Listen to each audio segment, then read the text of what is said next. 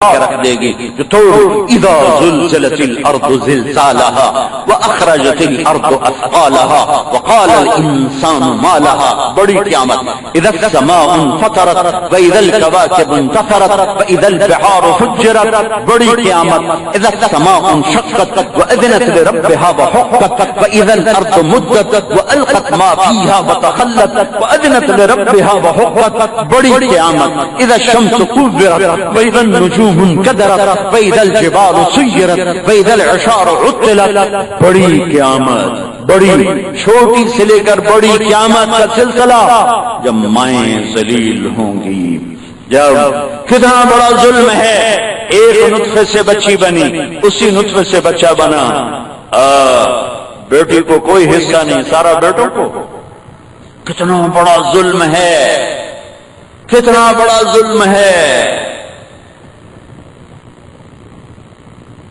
کتنا بڑا ظلم ہے. بیٹا ساری زندگی زنا کرے, پردے ڈالتے رہتے ہیں, بیٹی پر شک پڑ جائے تو ذبح کر دیتے ہیں. کتنا بڑا ظلم ہے. پاک دامن, صرف شک ہوا ذبح کر دیا, قتل کر دیا, گلے دبا دیے, تڑپا کے مار دیا.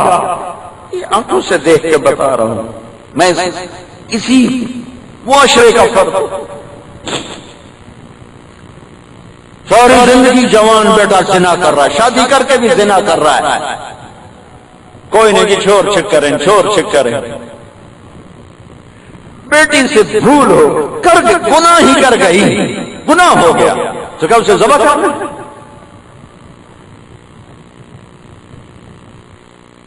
جھوٹ بول کے سودا بیچ رہا ہے. کتنا بڑا ظلم ہے. جہاں ڈاکٹر تاجر بن جائیں, میں کیا رونا رو. ایک میرا دوست ہے, اس کی لیبارٹری ہے, ٹیسٹ لیبارٹری, تو اس نے چھوڑ دی. میں نے کہا تمہاری تو بہت چلتی تھی, کیوں چھوڑ دی؟ کہا جی ہر ڈاکٹر حصہ مانگتا ہے کہ ہمارا حصہ رکھ. جب ڈاکٹر بھی تاجر بن جائے, مریض کو گاہک کے طور پر ڈیل کیا جا رہا ہو, پیشنٹ نہ ہو, کسٹمر ہو, یہ سازشیں ہیں. نہیں, یہ میری آپ کی اپنی کوتاہیاں ہیں, یہ میری آپ کی اپنی کوتاہیاں ہیں. امت بنو, محبتیں پروان چڑھاؤ, نفرتوں کو کہیں دفن کر دو, عدل قائم کرو. میرے بھائیو, ظلم مٹا دیتا ہے, جھوٹ مٹا دیتا ہے, دھوکہ مٹا دیتا ہے. اور سنو سنو سنو, سچ پرواز, پرواز ہے سچ. وہ قومیں پرواز کریں گی. عدل, یہ قومیں پرواز کریں گی. دیانتداری, یہ قومیں پرواز کریں گی. جس قوم میں عدل ہوگا, سچ ہوگا, دیانتداری ہوگی, یہ قومیں پرواز کریں گی. جس قوم میں ظلم ہوگا, جھوٹ ہوگا, بددیانتی ہوگی, یہ قومیں یا مٹ جائیں گی یا ذلیل ہو جائیں گی.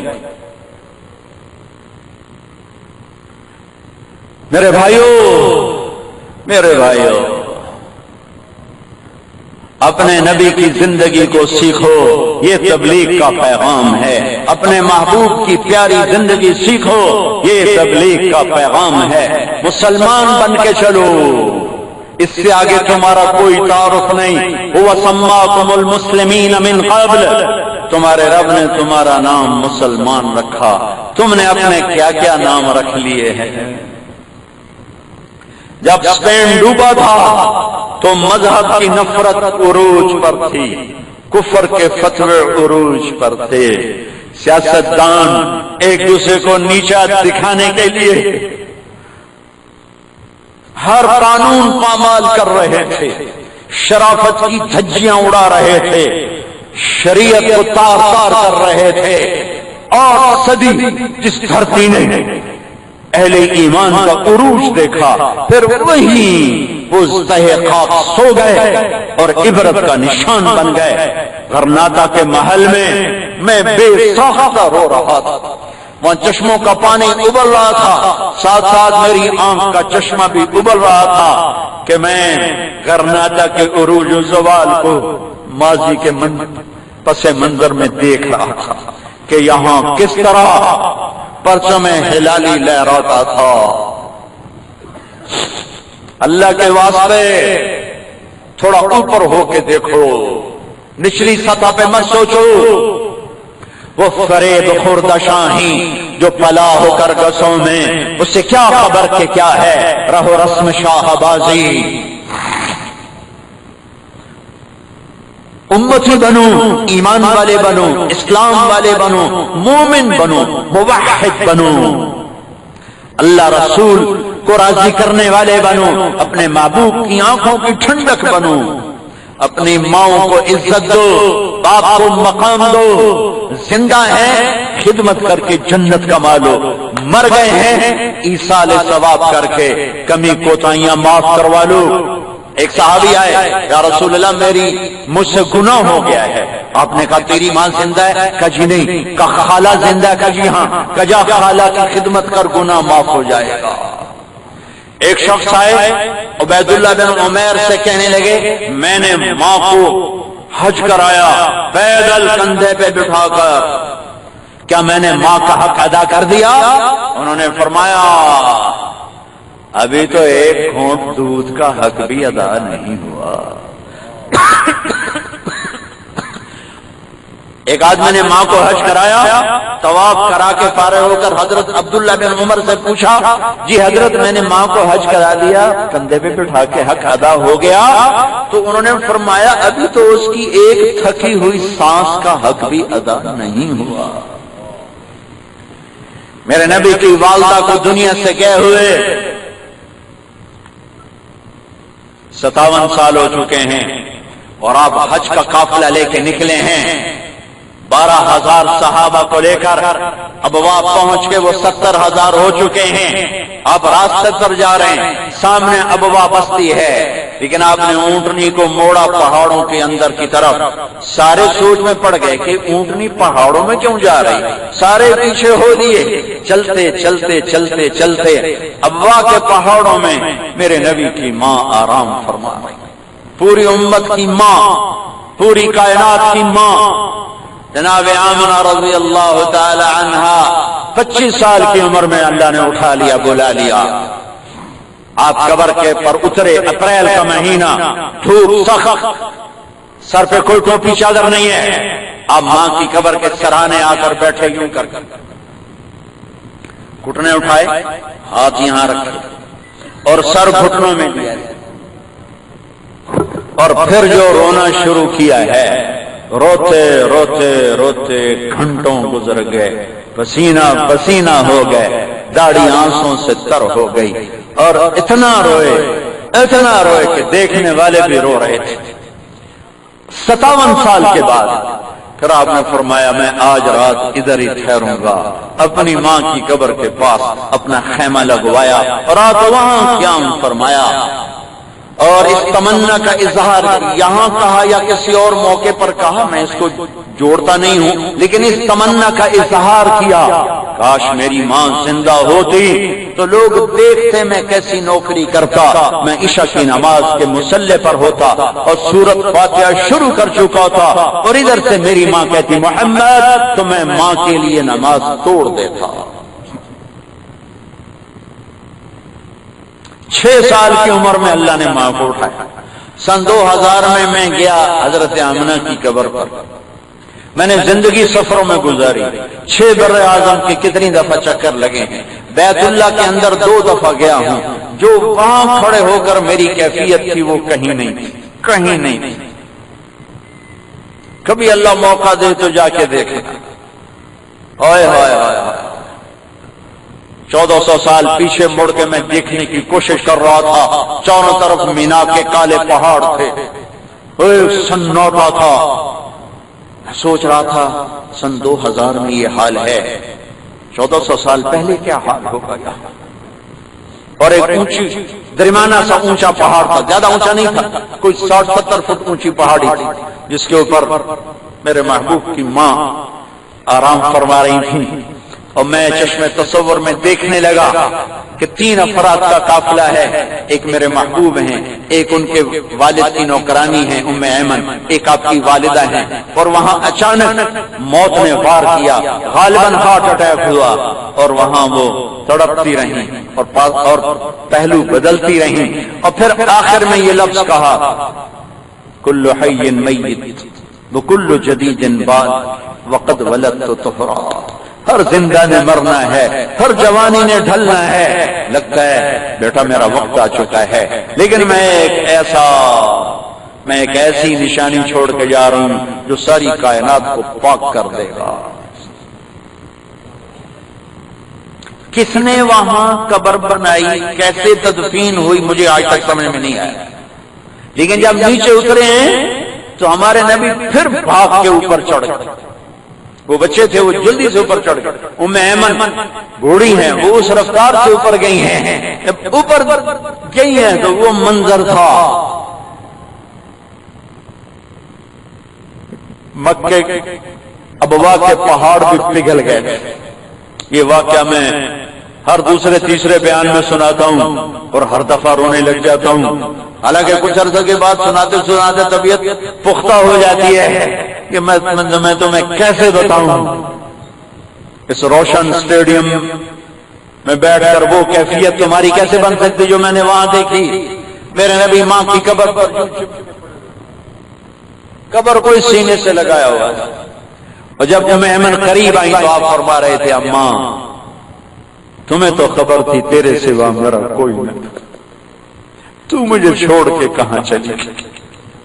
6 سال کا بچہ جو کل کو قاب قوسین او ادنا تک جانے والے ہیں، جو ختم نبوت کا تاج پہنے ہوئے ہیں، جو انبیاء انسانیت کے سردار ہیں، مقام وسیلہ جن کے لیے طے ہے، مقام محمود جن کے انتظار میں ہے، اللہ کا جھنڈا جن کو تھمایا جائے گا، جن کی شفاعت کے بغیر حساب نہ ہو، جن کی شفاعت کے بغیر پل پار نہ ہو، جن کی شفاعت کے بغیر جنت کا در نہ کھلے، جن کے قدم رکھے بغیر جنت میں کوئی جا نہ سکے، جن کی امت کے جانے سے پہلے کوئی امت جنت میں جا نہ سکے، جس کے وجود کی اللہ قسمیں کھائے، جس کے شہر کی اللہ قسمیں کھائے، جس کا وکیل صفائی بن کے اللہ قسمیں کھائے، والنجم اذا ہوا ما ضل صاحبكم وما غوا وما ينطق عن الهوى، جس کی نعت خوانی اللہ خود کرے، قد جاءکم من اللہ نور وکتاب مبین، یہ قرآن کی نعت خوانی، تبارک الذی نزل الفرقان علی عبده لیکون للعالمین نذیرا، طه ما انزلنا علیک القرآن لتشقى یا ایها المزمل قم اللیل الا قلیلا یا ایها المدثر قم فانذر وربک فکبر وثیابک فطاہر والرجز فاہجر ولا تمنن تستكثر ولربک فاصبر فلا اقسم بما تبصرون وما لا تبصرون انه لقول رسول كريم وما هو بقول شاعر قليلا ما تؤمنون نون والقلم وما يسطرون ما انت بنعمة ربك بمجنون وان لك لاجرا غير ممنون وانك على خلق عظيم تبارك الذي نزل الفرقان على عبده ليكون للعالمين نذيرا يا ايها النبي انا ارسلناك شاهدا ومبشرا ونذيرا وداعيا الى الله بإذنه والسراجا منيرا ہائے ہائے والنجم اذا هوى ما ضل صاحبكم وما غوى وما ينطق عن الهوى ان هو الا وحي يوحى علمه شديد القوى ذو مرة فاستوى وهو بالافق الاعلى ثم دنا فتدلى فكان قاب قوسين او ادنى اوحى الى عبده ما اوحى والضحى والليل اذا سجى ما ودعك ربك وما قلى وللآخرة خير لك من الاولى ولسوف يعطيك ربك فترضى الم نشرح لك صدرك ووضعنا عنك وزرك الذي انقض ظهرك ورفعنا لك ذكرك انا اعطيناك الكوثر فصل لربك وانحر ان شانئك هو الابتر۔ یہ قرآن کی نعت خوانی ہے، میرا اللہ نعت خواں ہے اپنے حبیب کا، یہ میرے نبی کی زندگی ہے جو بتا رہا ہوں۔ ام ایمن نے کہا بیٹا اٹھو چلیں، کہا مجھے چھوڑ دو اماں۔ میرے نبی کو 8 عورتوں نے دودھ پلایا ہے، والدہ کے علاوہ 7۔ ان میں ایک ام ایمن بھی ہیں، ام ایمن، تو آپ ان کو بھی اماں کہا کرتے تھے، اماں مجھے چھوڑ دو، مجھے یہیں رہنے دو، انہیں کھینچ کے اٹھایا، اور مکے تک 3 راتیں تھیں، آنسوں کے سوا، ہچکی سسکی کے سوا اس معصوم بچے کے کوئی آواز نہ تھی، کوئی گفتگو نہ تھی۔ پھر یہ تمنا ہے کاش ماں ہوتی تو تم دیکھتے میں کیا کرتا، نماز چھوڑ دیتا اس کو۔ آپ نے فرمایا میں جنت میں گیا، میں نے قرآن کی تلاوت سنی، میں نے پوچھا یہ کون تلاوت کر رہا ہے؟ مجھے کہا گیا حارثہ بن نعمان۔ میں نے کہا حارثہ تو مدینے زندہ بیٹھا ہے، قرآن کی تلاوت یہاں کیسے؟ دیکھو یہ 30-40 ہزار کا مجمع ہے، اس کو سنانے کے لیے کتنا بڑا اسپیکر لگا ہوا ہے، اور حارثہ قرآن پڑھتا ہے اور 7 آسمان کو چیر کر ان کی آواز جنت میں پہنچا رہا ہے۔ اللہ، یہ کیوں آواز جا رہی ہے؟ کہ جی ماں کی ایسی خدمت کی ہے کہ اللہ تعالیٰ نے جب قرآن پڑھتے اللہ کہتا ساری جنت کو اس کی تلاوت سنا۔ زندگی سیکھو بھائیو، میرے نبی کی زندگی میں سب سے بڑا اصول محبت ہے، نفرتیں مٹا دو، اپنے نظریات دوسرے پہ مسلط نہ کرو، جس چیز کو صحیح سمجھتے ہو اس پہ جمے رہو، نفرت نہ کرو۔ جو میں نے دیکھا ہے تم نے نہیں دیکھا، جو میں دیکھ کے آ رہا ہوں تم نے نہیں دیکھا، میری بات مان لو اللہ کے واسطے۔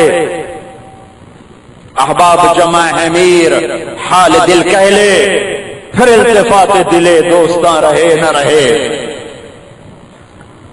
ہمارے ڈوبنے کا سبب حکومت نہیں ہے، سیاسی جماعتیں نہیں ہیں، پولیس فوج نہیں ہے، امریکہ روس برطانیہ نہیں ہے، میں ہوں، تم ہو، میرے تاجر، میرے زمیندار، میرے افسران، میرے سیاستدان، میرا مزدور، میرے دیش کی عورتیں،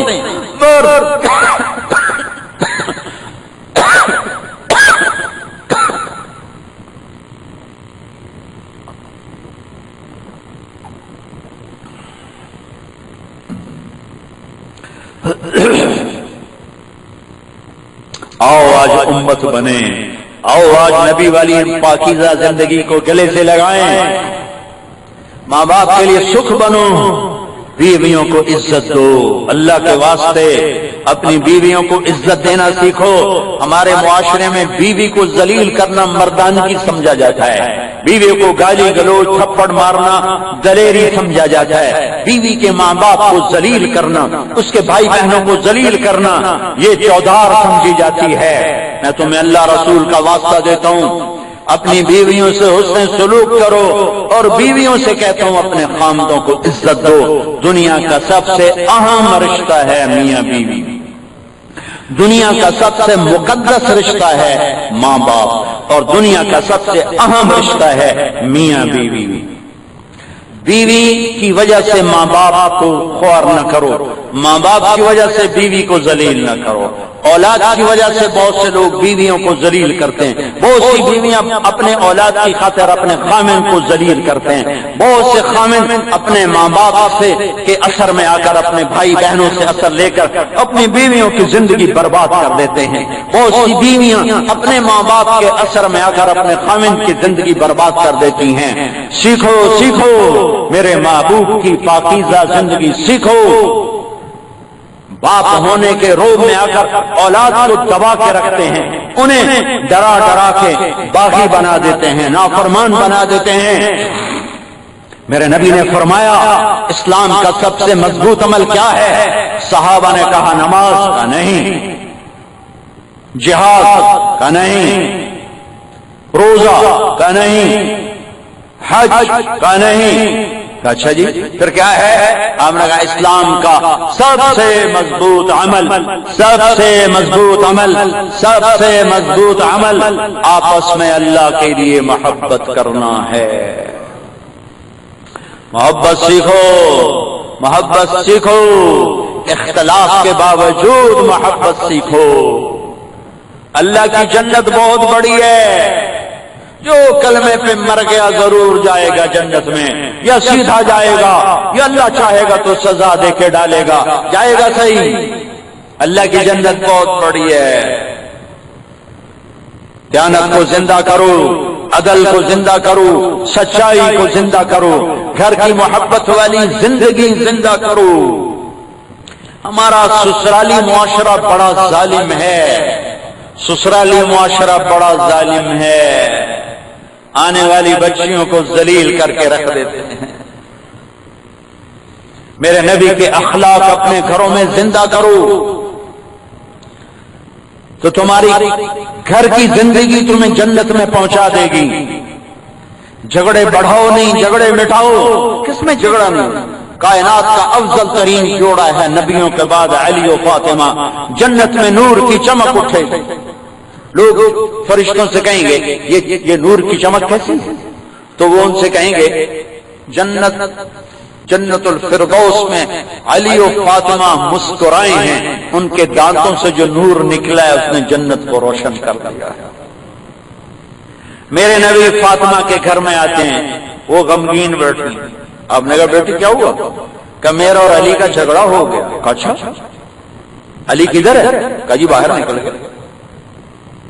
آج کا سسرال کیا ہے کہ بچی والے اپنی بیٹی کی حمایت کرتے ہیں چاہے غلطی کیوں نہ ہو، اور بچے والے اپنے بیٹے کی حمایت کرتے ہیں چاہے غلطی کیوں نہ ہو، اور دونوں طرف آگ بھڑکانے والے ہیں، بجھانے والے کوئی نہیں، تباہ کرنے والے ہیں، جوڑنے والے کوئی نہیں۔ آپ نے کہا کدھر ہے؟ کہا جی باہر۔ تو آپ ان کو ڈھونڈنے نکلے تو مسجد میں لیٹے ہوئے تھے، تو وہ کپڑا ہٹ گیا تھا کمر سے تو مٹی لگی ہوئی تھی، تو آپ تشریف لائے، بڑے پیار سے کہا قم یا ابا تراب۔ یہ ابو تراب اللہ کے نبی نے آپ کو لقب دیا، اور یہ اظہار محبت تھا کہ مجھے پتا چلا ہے کہ تیرا اور فاطمہ کا جھگڑا ہوا ہے، لیکن تیرا میرا پیار ویسا ہی ہے، یہ مطلب ہے ابو تراب کا یہاں۔ ورنہ کہتے قم یا علی، ان کو لائے گھر میں اور درمیان میں ایسے لیٹ گئے، ادھر علی کو لٹایا، ادھر فاطمہ کو لٹایا، علی کا ہاتھ اپنی ناف پہ رکھا، فاطمہ کا ہاتھ ان کے ہاتھ پہ رکھا، پھر ان کے فاطمہ کے ہاتھ پر اپنا ہاتھ رکھا، اور پھر فرمایا دونوں مجھ سے کہو ہماری صلح ہو گئی۔ کہو، دونوں نے کہا ہماری صلح ہو گئی۔ تو آپ باہر نکلے، چہرہ چمک رہا، صحابہ نے کہا یا رسول اللہ آپ بڑے خوش خوش نظر آ رہے ہیں۔ کہا کیوں نہ خوش ہوں، میں علی و فاطمہ میں صلح کرا کے آ رہا۔ تو تھوڑا بہت کھٹپٹ تو دنیا میں چلتی رہے گی، بھائیو عداوتیں نہ پالو، دشمنیاں نہ پالو، ظلم نہ کرو، ستم نہ ڈھاؤ، قتل و غارت سے بچو۔ سب سے زیادہ پکڑ دو آدمیوں کی ہونے والی ہے، سب سے زیادہ پکڑ دو آدمیوں کی ہونے والی ہے، سب سے زیادہ پکڑ دو آدمیوں کی ہونے والی ہے، ایک سود کھانے والا، ایک سود کھانے والا، ایک سود کھانے والا، اور ایک قتل کرنے والا، اور ایک قتل کرنے والا۔ کیا قاتل کو موت نہیں آئی؟ کیا یزید بچ گیا؟ کیا شمر بچ گیا؟ کیا ابن زیاد بچ گیا؟ 70,000 بچے ذبح کرنے والا فرعون بچ گیا؟ سب کو موت نے لپیٹ میں لیا۔ بھائیو اللہ رسول کو راضی کرنے میں ہر سودا کر جاؤ، ہر سودا کر جاؤ، ہر سودا کر جاؤ، پھر اللہ میزبان بنے گا تم مہمان ہو گئے، اللہ میزبان بنے گا تم مہمان ہو گئے۔ یہ میرے نبی جا رہے ہیں اور جنت کے دروازے پہ جمع ہو چکے ہیں، اور سارے جنتی جمع ہیں، اور جنت کا دروازہ بند ہے، اندر جانے کی سبیل کوئی نہیں ہے۔ تو سب آپس میں کہتے ہیں اندر کیسے جائیں؟ تو کہتے ہیں چلو یار اپنے ابا جی سے بات کریں۔ سارا مجمع حضرت آدم علیہ السلام کے پاس آئے گا، کہیں گے ابا جان، دادا جان، جنت کے دروازے بند، اندر لے جاؤ، دروازہ کھلواؤ۔ ابا جان فرمائیں گے پترو میں تک کٹھایا ہے، لے جاون والا کام میرے واسطہ کوئی نہیں۔ وَهَلْ أَخْرَجَكُمْ إِلَّا خَطِيَّةُ أَبِيكُمْ، میں تو تنو کٹھا اندر لے جاون والا کام کہ ہور دا ہے، میرا کوئی نہیں۔ بتائیں گے نہیں کون کرے گا؟ نوح علیہ السلام بابا میرے بس کا نہیں، ابراہیم علیہ السلام بھائی میرے بس کا نہیں، اسماعیل علیہ السلام بھائی میرے بس کا نہیں، حود علیہ السلام، یعقوب علیہ السلام، یوسف علیہ السلام، اسحاق علیہ السلام، صالح علیہ السلام، لوط علیہ السلام، شعیب علیہ السلام، موسیٰ علیہ السلام، یوشع علیہ السلام، ہارون علیہ السلام. بھائی ہمارے بس کا نہیں، بھائی ہمارے بس کا نہیں. یونس، یحییٰ، زکریا، داؤد، سلیمان علیہ السلام، بھائی ہمارے بس کا نہیں، ہمارے بس کا نہیں. جب یہ سارا مجمع آئے گا نا عیسیٰ علیہ السلام کے پاس تو وہ کہیں گے میرے بس کا نہیں، پر مجھے پتا ہے کون کھلوا سکتا ہے. یہ کوئی نبی نہیں کہے. یہ کیوں؟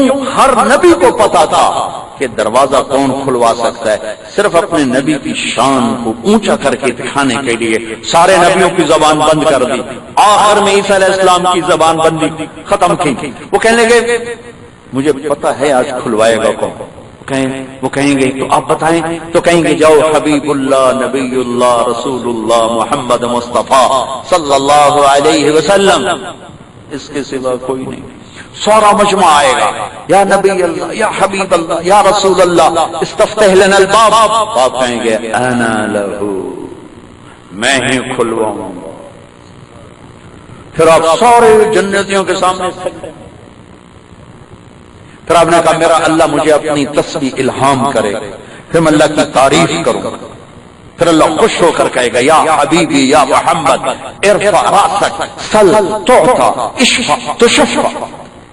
اے میرے محبوب سر اٹھا، سوال کر، پورا ہوگا، شفاعت کر، قبول ہو. تو اللہ کے نبی عرض کریں گے یا اللہ جنت کا دروازہ کھول. اللہ فرمائیں گے تو افتتاح کر، تیرے بغیر تو کوئی نبی نہیں قدم رکھ سکتا، تو امتیں کیسے رکھیں. تو پھر ایک سواری آئے گی اڑتی ہوئی، اس کے سبز زمرد کے پر ہوں گے، وہ اڑ کر آئے گی اور آ کر اللہ کے نبی کے سامنے ایسے اترے گی جیسے ہیلی کاپٹر. آپ اس کے اوپر اس طرح تشریف فرماؤ کے بیٹھ جائیں، اس کی رسی ایسے زمین پر گر جائے گی. رسی کے گرنے کا مطلب ہے کہ اس سواری کو اللہ کے نبی خود نہیں چلائیں گے، کوئی آئے گا، ڈرائیور، کوئی خادم، کوئی کوشوان، کوئی آئے گا جو یہ رسی پکڑ کے چلے گا، ورنہ رسی اوپر رہتا ہے. رسی کا گرنا اشارہ ہے کوئی بھاگ والا آئے گا اس رسی کو پکڑنے. لہذا وہ رسی کے گرنے سے ہی سارے سمجھ جائیں گے کہ کوئی آئے گا، تو سارے نہیں ہو جائے. ایک دونوں ویکھنا رہے کون ہے میرے اللہ کی طرف سے انتخاب ہوگا، بلال حبشی کو پکڑاؤ. حضرت عمر کہا کرتے تھے سیدنا بلال، سیدنا بلال. سید وہ نہیں جو سارا دن آپ فرمانے کے اور کہے میں سید بادشاہ ہوں.